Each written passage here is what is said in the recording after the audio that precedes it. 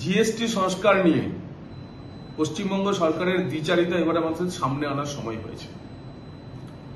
এই সংস্কারের পরে যেভাবে নরেন্দ্র মোদী সরকার সাধারণ মানুষের উপর কর লাঘব করেছে, এর আগে 12 লক্ষ টাকা অব্দি আয় করেছে, তারপরে সাধারণ মানুষের নিত্য প্রয়োজনীয় জিনিসের খরচ কমানোর জন্য যেভাবে কর লাঘব করা হয়েছে, তার কৃতিত্ব মমতা বন্দ্যোপাধ্যায় নিতে চাইছিলেন। তিনি বলেছেন বিমায় নাকি যে শূন্য জিএসটি হয়েছে, অর্থাৎ বিমায় যে কোনো জিএসটি বা কর দিতে হবে না, তা নাকি তাঁর জন্য।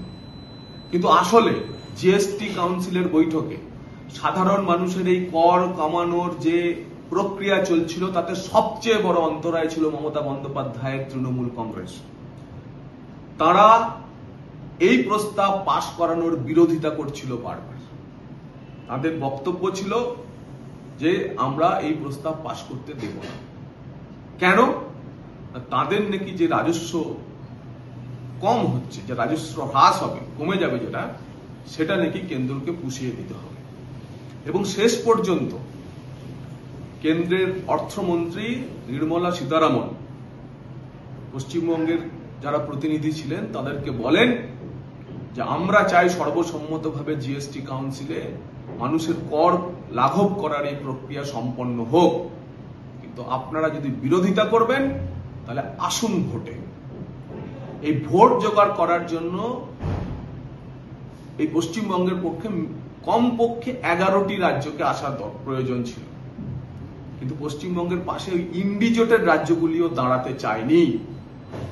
ফলে নির্মলা সীতারামন যখন ভোটের হুমকি দেয় যে আমরা ভোটে যাব কিন্তু তবুও কর আমরা কমাবই, তখন পিটটান দেয় তৃণমূল কংগ্রেস। এবার আপনাদের রাজস্বের বিষয়টি জানাই, কি ইকুয়েশন ছিল তৃণমূল কংগ্রেস কিভাবে মানুষকে কর কমানোর প্রক্রিয়া নষ্ট করে দিতে চাইছিল। এ যাবৎ কাল পর্যন্ত 5 প্রকারের জিএসটির রেট ছিল: 0, 5%, 12%, 18% এবং 28%। নতুন ব্যবস্থায় 3 প্রকারের কর ব্যবস্থা থাকলো: 0%, 5% এবং 18%।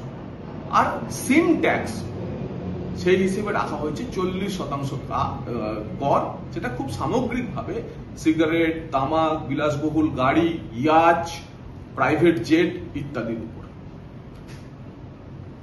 আর্থিক ক্ষতি এমন কিচ্ছু হচ্ছে না, বাজারে অন্য কথা বলা হচ্ছে। এই অর্থ দপ্তরের হিসেব অনুযায়ী যেসব সামগ্রী 12% থেকে 5% হয়েছে, যার কর কমেছে, তাতে পশ্চিমবঙ্গ সরকারের লোকসান